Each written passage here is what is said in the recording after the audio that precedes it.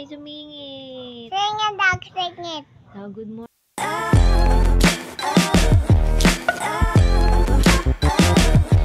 Morning everyone! Good morning my friends. Ayan, nauutal pa ako kasi kagigising lang namin. And for today's vlog guys, ngayon lang ulit ako nakapag-vlog ng matino. Ay, hindi pala kasi may sumingit. So, ayan, magba-vlog tayo ngayon ng ano lang, nakataas lang ang kilikili. Kasi may nag-request ito most requested to na pakita ko din kilikili ko after my panganganak. Yan, may pregnancy birth. Ayan, yung panganganak. Ano tag dun? Ayan. Siguro may postpartum talaga ako. Yung postpartum ko talaga malala pagkapanganak ko dito kay Liro. Marami akong mga words na nakakalimutan. Marami akong basta nagiging makakalimutin ako. Ayan. Pero in fairness, makakalimutin lang naman. Pero hindi ko pa nakakalimutan kung sino ba yung taong mga mahal ko. Charot. Ayan na. Saan ito si Liro? Pal. Charot.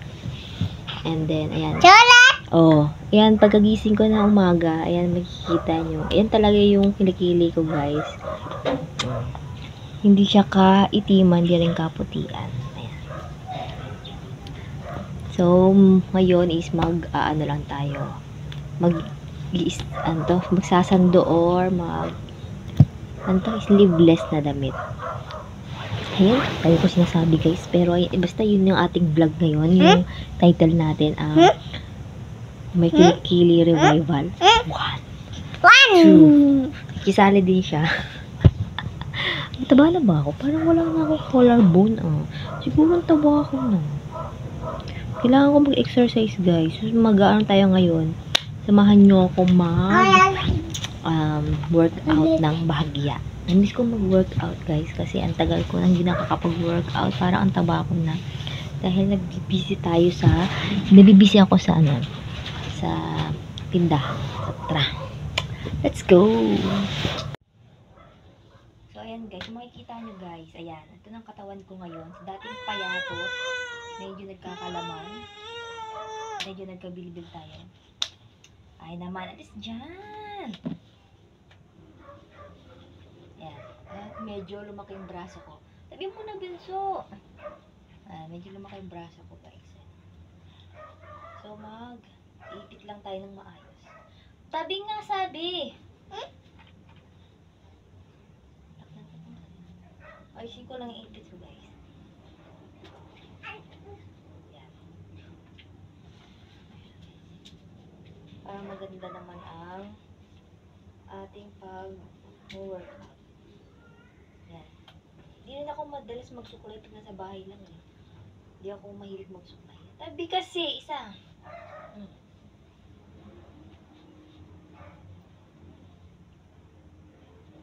Ganito lang pagsusuklay ko ginaganyan ko lang yung tali ng buhok ko. Iniikot ko lang. Yan. Yan. Puro kilikili lang makikita niyo sa akin. Ewan ko kung mag-workout ako. Nahulog lang. Pero gusto ko mag-workout O diba, hindi masyadong payat, hindi masyadong mataba. Yan ang katawan ko ngayon. And then, nagamit tayo syempre na yan, ating pampaliit na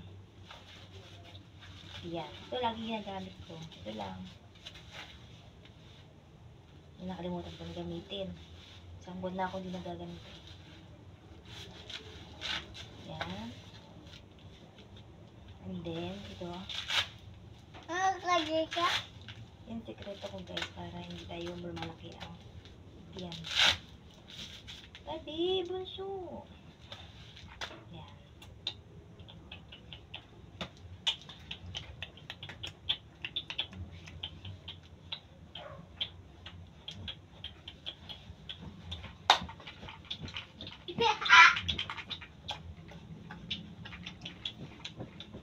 Yeah! Yeah! Yeah!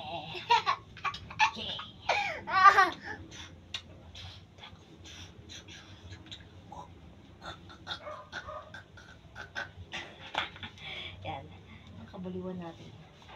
Nakita niyo. So, ayusin ko lang yung strap. Yan,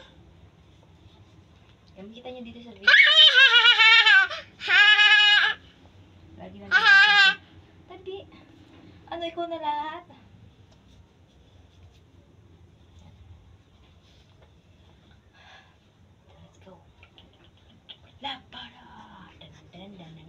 Labala.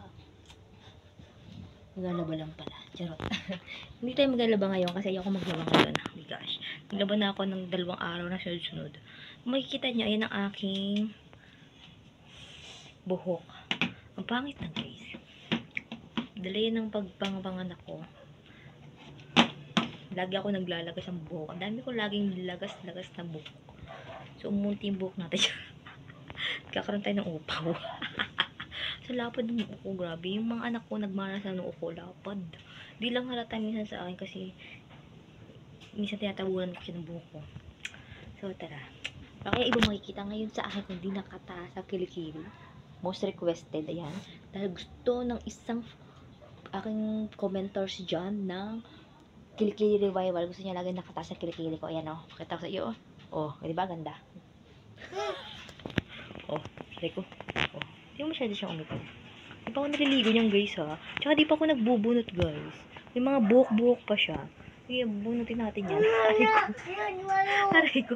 Yung iba kasing nanganak ay maitim na doon yung kilikili. Pero yung sa akin, ayan, parang natural lang. Ito talaga yung kilikili ko ng di pa ako nagbubuntis kay Liro. Pero ay medyo maputi-puti naman guys. Pagpasensya nyo na. Hindi mo siya ganun kaitim. So let's go. Ang gulo ni Liro. Ito mo.